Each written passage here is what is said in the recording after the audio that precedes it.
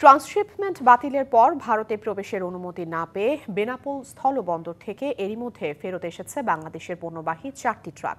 নানা প্রতিবন্ধকতায় পণ্য ফিরিয়ে আনা এবং উৎপাদন আপাতত বন্ধ রাখছেন রপ্তানিকারকরা। এর প্রভাবে কেবল খাদ্য প্রক্রিয়াজাত শিল্পের $10 মিলিয়ন রপ্তানি বাজার অনিশ্চয়তার মুখে। এমন পরিস্থিতিতে সরাসরি পণ্য রপ্তানির উদ্যোগ নিচ্ছে সরকার। ভারত সরকার হঠাৎ করে ট্রান্সশিপমেন্ট সুবিধা বাতিলের ঘোষণায় নতুন করে বাংলাদেশের আমদানি ও রপ্তানির বাজারে যেন বিনা মেঘে বজ্রপাতের ঘটনা। এতে বৃহস্পতিবার কয়েকটি রপ্তানি ট্রাক বেনাপোল বন্দর থেকে ফেরত এসেছে প্রবেশের অনুমতি না থাকায়। ভারত সরকার ট্রানজিট প্রথা বাতিল করায় এখন আর থার্ড কান্ট্রির পণ্য বেনাপোল দিয়ে রপ্তানি হচ্ছে না। গতকাল থার্ড কান্ট্রির পণ্য নিয়ে আসা 4টি বাংলাদেশি ট্রাক বেনাপোল বন্দর থেকে ফেরত গিয়েছে। এখনও বেনাপোল বন্দরে একটি পণ্যবাহী ট্রাক দাঁড়িয়ে আছে। তবে ভারত সরকারের পক্ষে নেপাল ও ভুটানে বাংলাদেশের পণ্য রপ্তানিতে এমন সুবিধা বাতিলের আওতার বাইরে রাখার কথা বলা হলেও এখনও তা মাঠ পর্যায়ে কার্যকর না হওয়ায় চিন্তিত রপ্তানিকারকরা।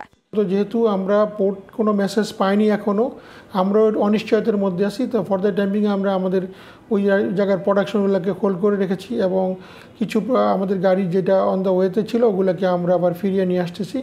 একনল হ্যান্ড ওয়াশ 100% প্যারাবেন ফ্রি, তাই নিরাপদ হাতের জন্য আস্থা রাখুন একনলে। তবে যে যুক্তি দেখিয়ে ভারত ট্রান্সশিপমেন্ট সুবিধা বাতিল করেছে তার বাস্তবতা রয়েছে জানিয়ে রপ্তানিকারকরা বলছেন, এমন একটি সময়ে বাতিল করা নিয়ে প্রশ্ন উঠেছে। এটা নিয়ে কিন্তু সত্য কথা, ওদের দেশে ইন্টারনালি কিন্তু ম্যানুফ্যাকচারাররা খুশি না, কারণ আসলেই ওদের কনসেশন এবং কিছু সমস্যা কারোতে হতো। তো ওরা এই চাপটা অনেক দিন ধরেই দিয়ে আসছিল। সামহাও ওদের গভর্নমেন্ট এই জায়গাটায় তখন ছাড়টা দেয়নি। তো এখন ছাড়ের টাইমটা হয়তো কোশ্চেনমূলক হয়ে গেছে যে এতদিন দেননি, এখনই কেন আপনি দিলেন। এদিকে বৃহস্পতিবার সচিবালয়ে বাণিজ্য উপদেষ্টা বলেছেন, ভারতের ট্রান্সশিপমেন্ট সুবিধা বাতিলের প্রভাব পড়বে না বাংলাদেশের উপর। রপ্তানি ও বাণিজ্যে কোনো ধরনের সমস্যা না হয় সেদিকে বিবেচনা করে দ্রুত তৃতীয় দেশগুলোর থেকে সরাসরি পণ্য রপ্তানির দিকে যাচ্ছে সরকার। প্রতিবন্ধকতাগুলো আছে সেগুলো কিছু কাঠামোগত, কিছু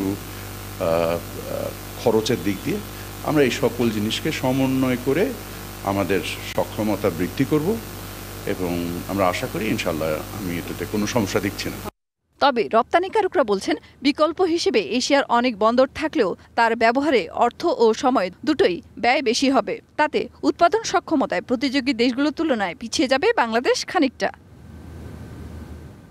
মেহের মনি, ডিবিসি নিউজ, ঢাকা।